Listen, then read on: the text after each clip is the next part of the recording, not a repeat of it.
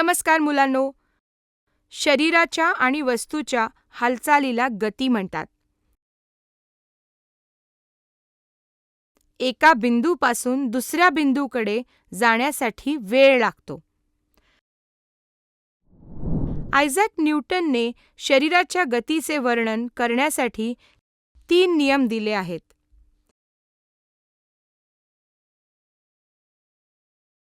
हे नियम न्यूटनचे गती नियम म्हणून ओळखले जातात. न्यूटनचे गती नियम बलाच्या व्याख्या देतात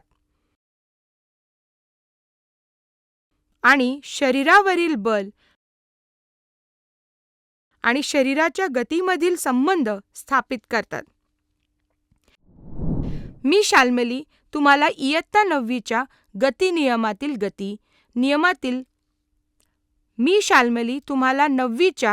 नियमातील पहिला नियम हा विषय समजावून सांगेन.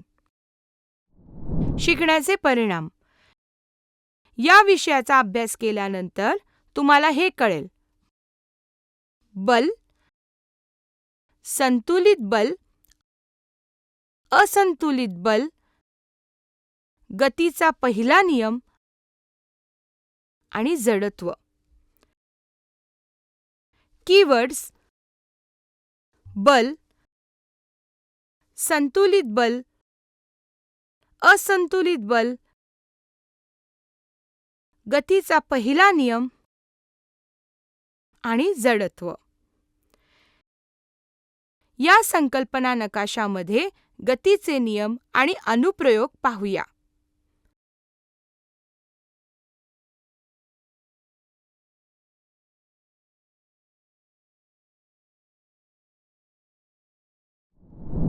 जेव्हा आपल्याला दार उघडायचे असते तेव्हा आपल्याला दाराचे हँडल ढकलावे लागते आणि जेव्हा आपल्याला दार बंद करायचे असते तेव्हा आपल्याला आपल्या हाताचे दाराचे हँडल ओढावे लागते. याचा अर्थ असा की एखाद्या वस्तूला हलवण्यासाठी त्याला ढकलावे लागते किंवा ओढावे लागते. एखाद्या वस्तूवर ढकलणे किंवा ओढणे याला बल असे म्हणतात.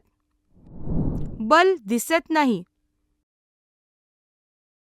बल केवळ आपल्या सभोवतालच्या शरीरांवर किंवा वस्तूंवर निर्माण होणाऱ्या परिणामांवरूनच कळू शकते. बल खालील परिणाम करू शकते.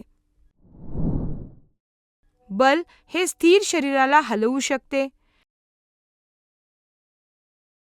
बल हे गतिमान शरीराला थांबवू शकते.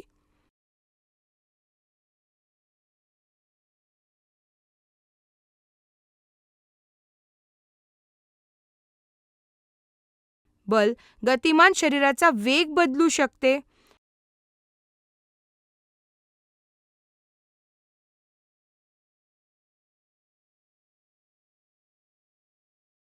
किंवा बल गतिमान शरीराची दिशा बदलू शकते.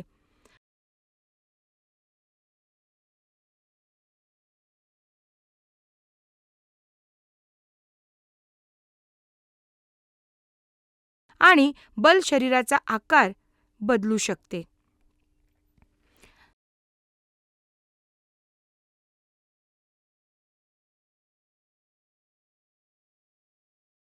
रस्सीखेच खेळ.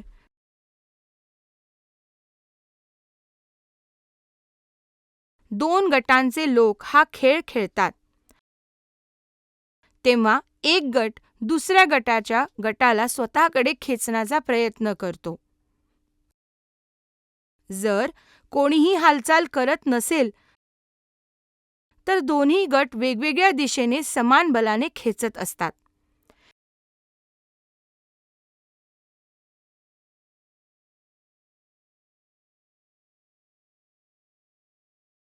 याला संतुलित बल असे म्हणतात. जर दोन समान बल वेगवेगळ्या दिशेने एखाद्या शरीरावर कार्य करतात तर त्या बलांना संतुलित बल असे म्हणतात.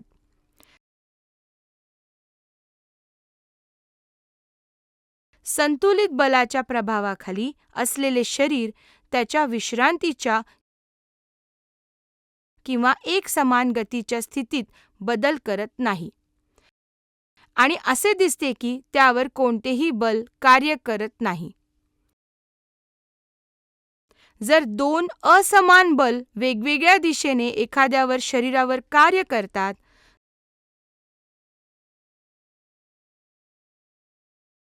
तर त्या बलाला असंतुलित बल असे म्हणतात.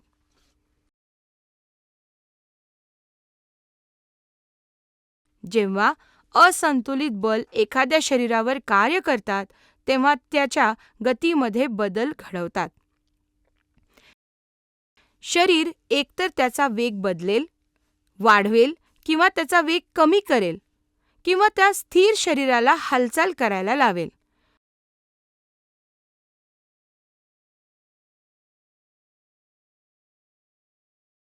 असंतुलित बल स्थिर शरीराला हलवू शकतात किंवा ते गतिमान शरीराला थांबवूही शकतात.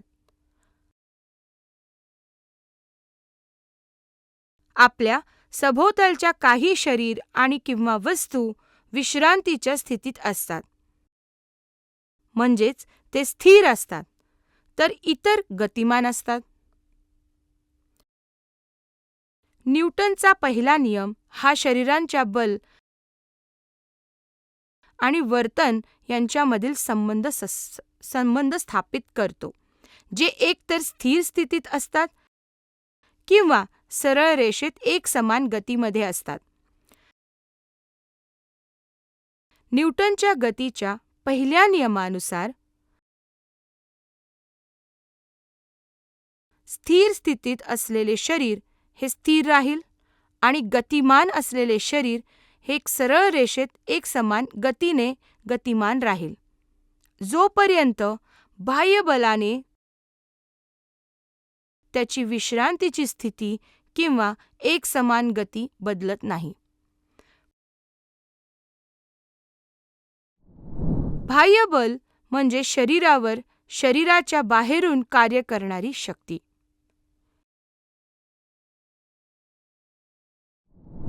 जेव्हा बस स्थिर असते आणि अचानक बस चालक इंजिन सुरू करतो, तेव्हा प्रवासी थोडा मागे सरकतो. जेव्हा गाडी एका विशिष्ट वेगाने चालत असते,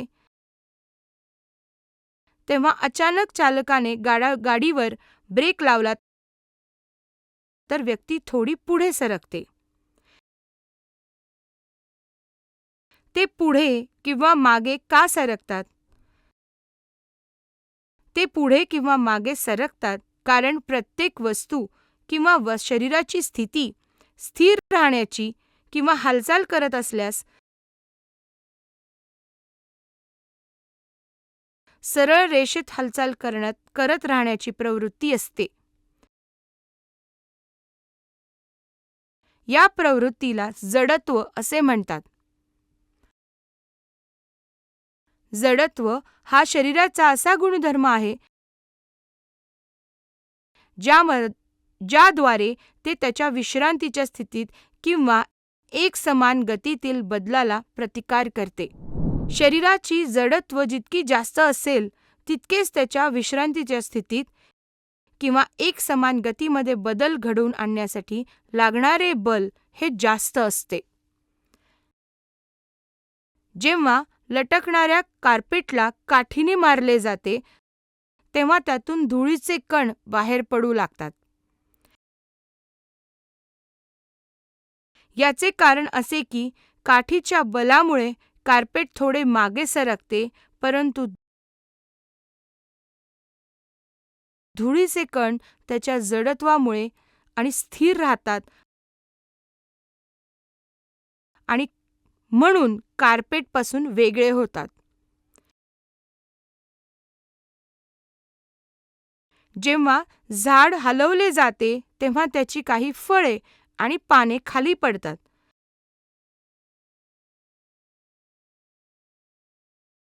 याचे कारण असे की जेव्हा झाड हलवले जाते, तेव्हा ते पुढे मागे सरकते, परंतु त्याची फळाची आणि पानांची स्थिती तशीच राहते जडत्वामुळे. लक्षात ठेवण्याजोगे मुद्दे. एखाद्या वस्तूवर ढकलणे किंवा ओढणे याला बल असे म्हणतात.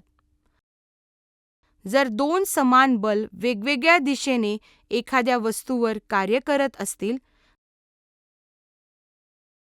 तर त्या बलांना संतुलित बल असे म्हणतात.